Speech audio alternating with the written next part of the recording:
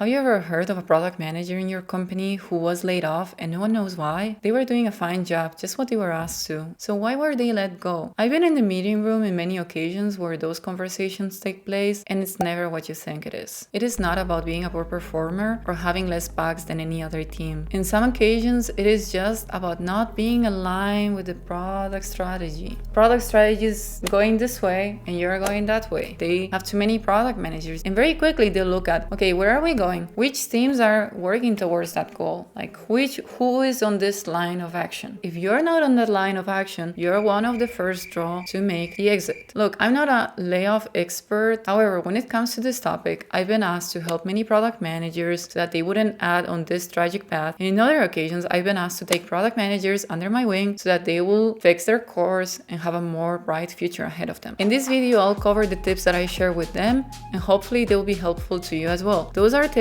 that I always follow in my modus operandi whenever doing my work as a product manager. Before we go into the tips, there's one thing you should know as a product manager. Business is business. Regardless of how many layers of hierarchy you have, reporting to a supervisor doesn't exempt you from taking accountability. As I mentioned in my video about what a product manager does, regardless of the role that you have as a product manager, you're always a leader. This means you need to manage the team, manage down, but you also need to manage up. Therefore, you're responsible for knowing where you're standing within the organization, but also to know where the boat is headed, to know which direction you're going. A lot of higher management always makes metaphors related to sailing, and this is because when you're sailing, you're strongly dependent of an external factor that is out of your control, and this is wind. And any decision you take takes a while to take into effect. So basically, a wrong decision can cost you speed and can also lead you stranded in the middle of the sea, having to basically turn on your engine and getting kicked out of a regatta competition. The same thing happens in a business. You're strongly dependent on an external context, but regardless of what's happening out there, you need to take any possibility for a little bit of wind.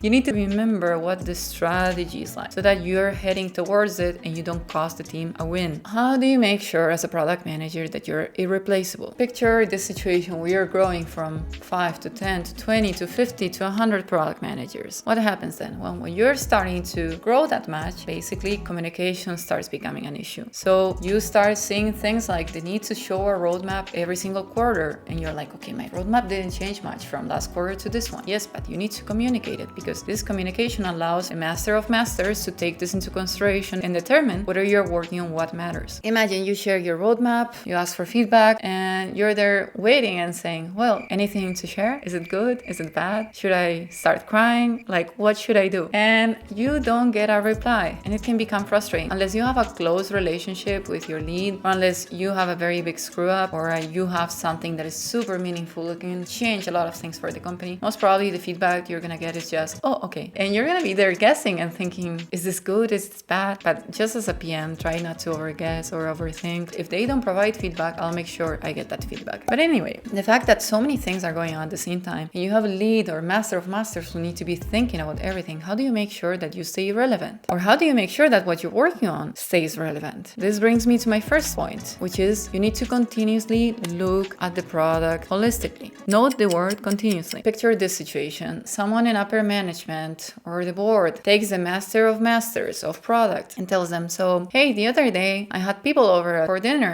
they were talking about how they use their product, and they realized that this and this happens when they are trying to do this thing. They told me, hey, this is common sense. Shouldn't you actually fix it? Why is this happening? Like, they come with receipts, In that moment, the master of masters leadership has been questioned. And you know what happens after this? They go into their calendar and start organizing meetings with every single person from every single vertical. If they're a good leader, they might ask about why did this happen. But sometimes if they're a little bit less of a good leader, they'll be wondering about who allowed this to happen. We'll always put ourselves in the scenario where you have a good leader and they are wondering, why did this happen? If that is a topic that touches home, you better have answers. But if it's not, you still should know what's going on. Whenever you're bringing something new to user journey, analyze the journey fully, like Go through the whole steps. Go from start to finish and try to understand, okay, how is my user now interacting with the product? How is it interacting with the rest of the product, like the other areas, the other domains, the other subdomains? Are we still communicating properly? Are we still doing everything that we need to be doing? And if there is something that gets your attention, that you realize, hey, this could be problematic, rather than letting it sit, share it with your manager. If it's very important, they should share it with their manager, and that person should share it with the nth manager. What this creates is a level of preparedness. That way, whenever someone asks your master of masters, hey, these people told me this during this dinner, how did we allow this to happen? Your master of masters will be able to say, oh, this, oh yeah. The board member or whoever it is will ask, oh, you knew about this? And they're like, yeah, we've looked into this for the last couple of months and we've tried to address it. We have this and this in place. However, we need to do some refactoring on this and we need to migrate to this new microservices. However, we haven't been able to do this because of this and this and this, but we are on track to get this done. And immediately they will be relieved. They're like, oh, okay, yeah, that's what I said to these people. And obviously they'll always say something positive, you know, they always say, oh, we have this into consideration, we are working on this. But you don't want them to feel prepared to say that. You don't want them to have this moment of stress, of having this moment of feeling like they were caught off guard. The more your lead feels like you know what you're doing, that you are allowing them to be prepared, the more irreplaceable you're becoming. Because they know whatever happens, this person knows. Even when it's not from your topic, if you see something that applies to a different team, you bring it up to them. So they always feel informed. The larger a company is, the more critical this becomes. Number 2, build sticky features. What is a sticky feature? If you were to think about any feature that you need to be working in, like you have a different set of features that make the product and you decide to put your feature in there. If the feature doesn't naturally stick to the rest, you feel like you need to put some glue in it, then it's a feature that maybe doesn't deserve to be there or doesn't deserve to be there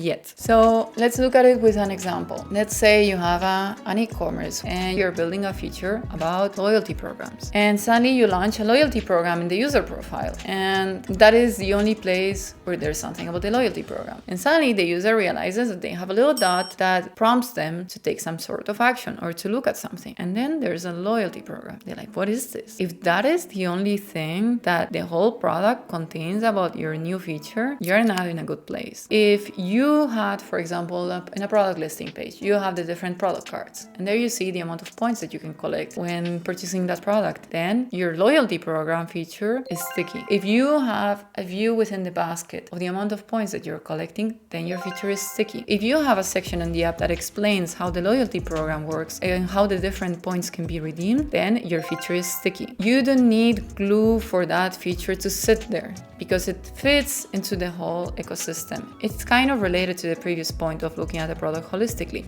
but in this case it's about the feature itself. It is not the responsibility of your manager to tell you, oh hey, did you talk to this person and this person to make sure that this fits with whatever they have in mind or whatever product they are working with. You need to look at this yourself. You need to talk to the different product managers and say, hey, so I'm working on this, I've been thinking about this, and actually I need to change something on this. Can your team take care of it? Should I take care of it? Who takes care of it? If you make a plan, then whenever you have team meetings where your boss of the bosses or every boss is there, you have already talked about it and you explain how you're gonna take it into account, how you're planning to work together, so that they know, hey, someone is taking care of this. This will also make you seem like a long-term thinker. No one will have to be babysitting you. People will know you have your ducks in a row. Number 3, don't be the squeaky wheel. The saying goes, the squeaky wheel gets the grease. But do you really want your features to be in this big company presentation just because you were whining a lot? Rather than whining a lot, just put numbers into your priorities. Like trying to explain why you think this is important, why you think this is a huge thing, why you think it's a tiny thing,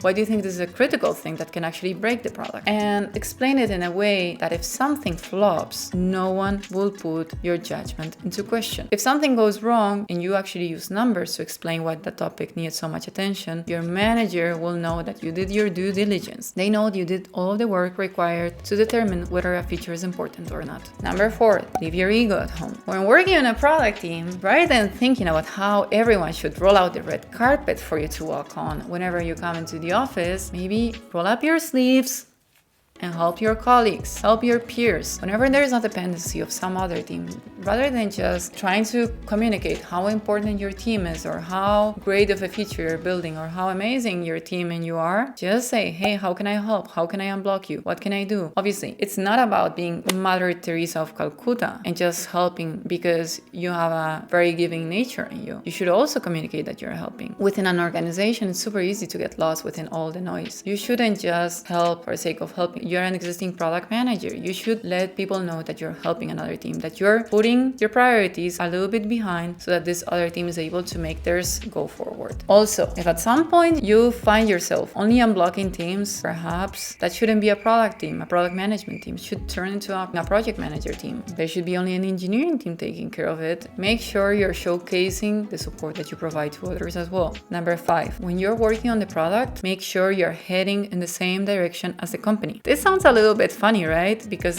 who wouldn't be working in the direction of the company? Well, many companies change course and you want to be up to date on what the course is. If suddenly your manager, your master of masters changes direction, you want to make sure that you're determining whether you're still relevant. Are my topics still relevant to the strategy? Am I somehow supporting this product strategy? If you realize you're not, well, you need to take a next step, which is you have a meeting with your engineering manager. If you don't have an engineering manager, you just take an engineer or an engineering lead and you ask, hey, there's a new product strategy. How do you see this product strategy with what we're doing at the moment? Are we still relevant? Ask for their input. What do they think? Probably the moment they start thinking about it, they'll realize, oh, actually, we are not so relevant. But however, there's all these topics that have become a solid conversation within the engineering teams. They are pretty critical and no one's taking care of them. So perhaps we should look into that rather than doing this thing that we are doing right now. With this information under your arm, with this bread that you're carrying under your arm, you have a meeting with your lead. You say, hey, I've seen this wonderful product strategy that you've defined for the company. And because of that, there's 3 topics I want to discuss with you. Number 1, I've realized that the area that I'm responsible for is no longer aligned with this product strategy. What do you think? Number 2, is there something that I haven't considered that could help turn this into something more related to the product strategy? And number 3, I've talked with the engineering manager. They thought something similar to what I thought, and we've made a list of topics that actually need to be taken care of in case this is no longer relevant with the product strategy. But let's start with the first one. How do you feel about the alignment of my unit with the product strategy? And you start the conversation. The moment you do this, you've shifted from being a problem to take care of to being a proactive player and driving progress in the company. And your lead is going to be like, oh wow, look, guy or this girl, I didn't see this person as someone so on top of their topics, I didn't notice, and they noticed very quickly. This is an important person to have in my radar,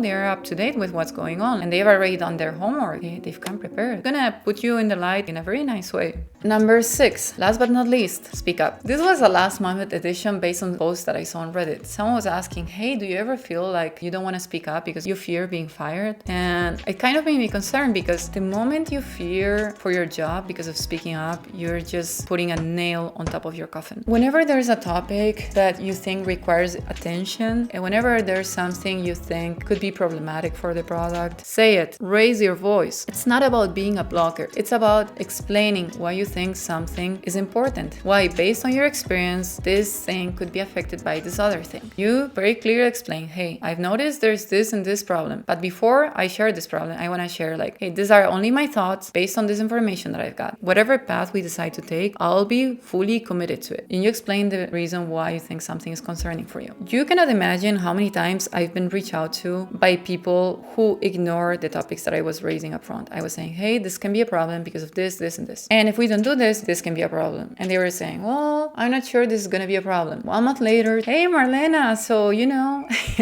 this thing happened and apparently, what you said was true. It was a problem. And at that moment, I feel super tempted to say, yeah, I know. But I say, oh, really? Thanks for sharing it with me. What happens after is that every time there's an important topic that the company needs to consider that needs some critical thinking, people invite you to the meeting. So there's a good and bad side. The good side is that people want to know what you think. The bad side is you have another meeting that you need to take part of. But it is nice to be thought of when something important happens. As I was saying before, it's not about being a blocker. It's about raising your concerns before something is being worked on. It will also give you a peace of mind. So when you start working on it, you don't have this little voice in your head saying, my God, what if this happens? What if this happens? Because you've already shared the concern. It's no longer your problem. You've already explained it. People said, hey, it's fine. We are taking the risk. Doesn't matter. You're safe. You can just go on with it. And you'll be able to put your energy into driving the product forward rather than worrying about it. If you have a tip of something that worked for you to become irreplaceable, share it in the comments. This was it for today. I hope you enjoyed the content. If you did, please like it. If you want to watch more stuff like this,